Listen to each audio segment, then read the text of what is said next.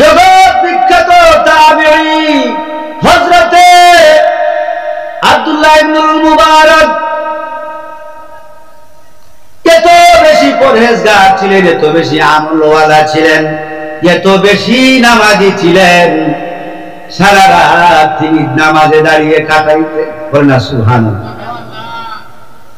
ভোরের সাজে গিয়া চমৎকার সাদা পাগড়ি দিয়া জুব্বা পরিধান করে আল্লাহর সামনে দণ্ডমান হয়ে যাইতেন, আল্লাহর গোলামি করা শুরু করে দিতেন।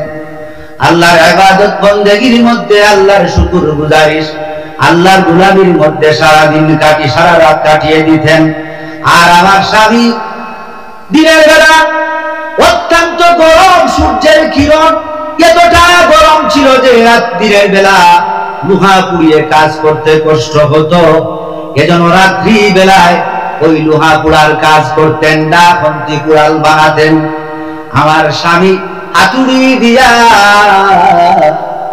ওই লাল রোডের মধ্যে যখন আঘাত করেন, একটা আঘাতের সাথে ওই হাতুড়ি যখন উপরের দিকে নিতেন, নিচে নামানোর আগে হঠাৎ করে নজর পড়ে যায় আব্দুল্লাহ ইবনুল মুবারকের ছাদের উপরে। বলেন সুবহানাল্লাহ।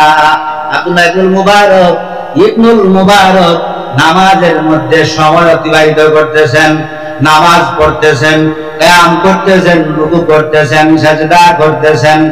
এবারে নামাজ পড়তেছেন, নামাজের মধ্যে দণ্ডমান আল্লাহর বান্দা এই কামার হাতুড়িরা এভাবে রেখে দিয়ে আর এরপরে বাড়ি দিতে পারে না। আল্লাহ বান্দি বলেন আমার স্বামী গরম লাল রোদের মধ্যে আর বাড়ি দেয় না। ইবনুল মুবারকের নামাজের দৃশ্যটা দেখে দেখে চুপ থেকে পালিয়েছে।